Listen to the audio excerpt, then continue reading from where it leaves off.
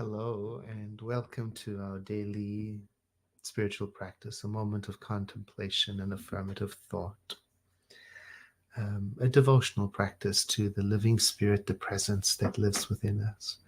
As I lit the candle today, I noticed I'm down to the green. The purple is all gone, the blue is all gone, and it's making its way down. This is our 6 a.m. Pacific time, but you may be in a different time zone, and I'd love to know where you are. We are using 365 Science of Mind, a year of daily wisdom from Ernest Holmes, the founder of our movement, Centers for Spiritual Living. And today's reading, well, 22nd of July. You know, it's one of those readings where I really wish I had a couple of weeks of time together to unpack everything that is in here. I understand that there are many people who join us in our practice who are from different faith traditions. Some are Christian, some are not Christian, some are still discovering, some are Jewish, some are all of the above and different. And so I try to represent the ideas in a universal way that can be applicable to all or no faith tradition, because we at Centers for Spiritual Living, we have no conversion mission. There isn't only one way to believe. So today's reading, there is so much of the Christian Bible in it. It's like Dr. Holmes made a chopped salad of Christian ideas. So I'll let it stand as it is, but I just so wish I had time together to unpack the phrases in a universal context, to take the spiritual ideas out.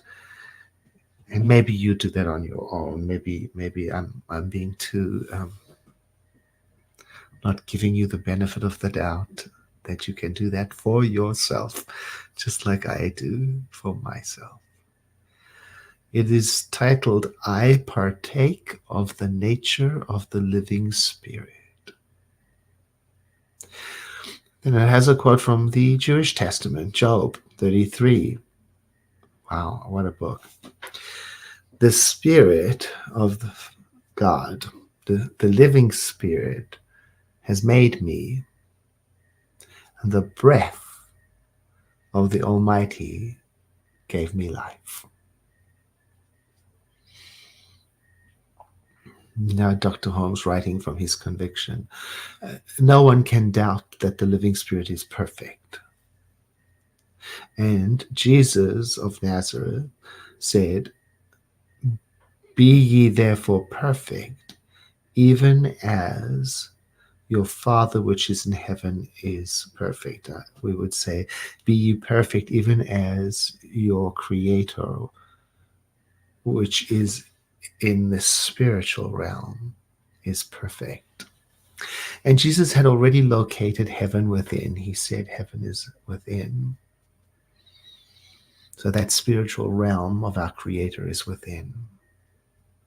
And he also said, and now he's quoting a very famous prayer, thy kingdom come, thy will be done in earth as it is in heaven. He's quoting what has come to be known as the Lord's Prayer, a prayer that Jesus gave to his followers, saying to them, pray in this way, not meaning for them to repeat, I'm guessing, not meaning for them to repeat the exact words, but in this way means in this style.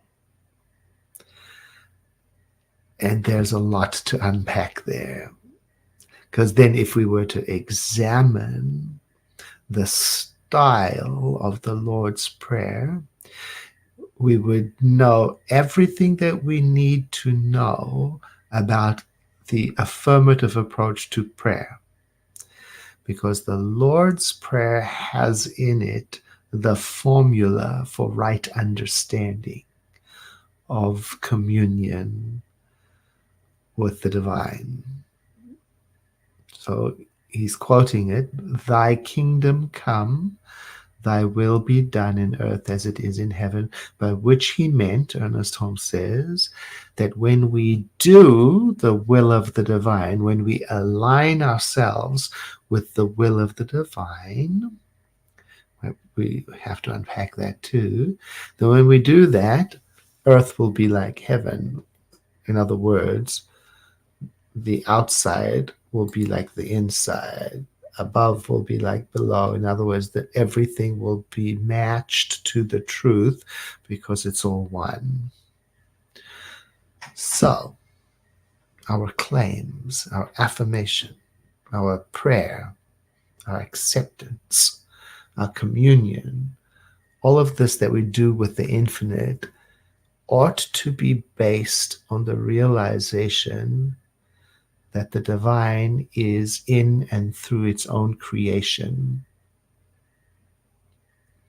So when we are making a claim, we are not speaking from the standpoint of being an isolated spot separate from the divine, but it's an attitude of accepting, acknowledging, agreeing with a perfection that already exists.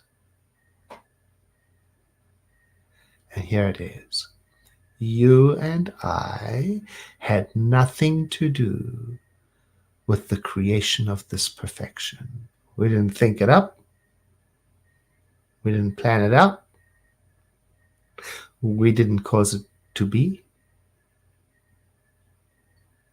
And this is something to celebrate. Because the human mind is the human mind, limited to what human is. So, when we are praying, we are identifying with the living spirit, which is broader, deeper, vaster. And so we say to ourselves, I realize that the living spirit is all that there is, and that it is perfect, and that it is right where I am. And I gratefully acknowledge and accept my place in the spiritual scheme of things. I see and know myself as the living spirit must see and know me. And I boldly claim and accept the perfection of the spiritual realm as my own lived experience. There can be nothing separate from the divine. I am one with it. I am one in it. I am one of it. It flows through me, and it is my life.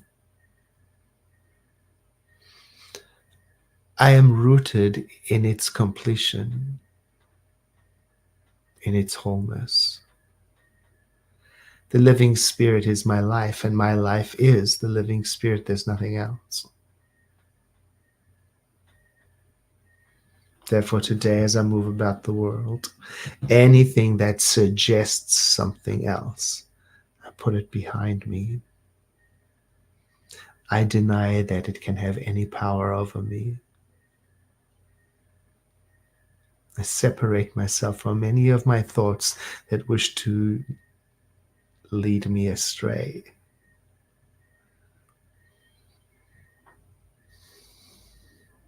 Today, with complete relaxation,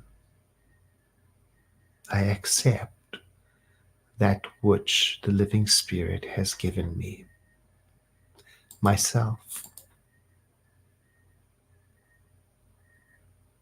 I partake in the nature of the living spirit.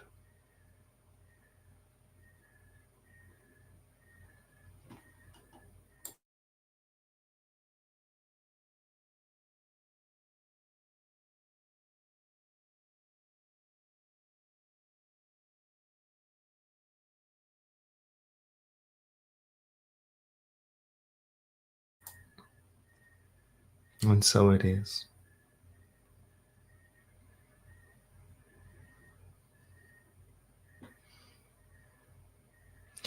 Thank you for being here today, and I look forward to being with you again soon. Have a blessed day,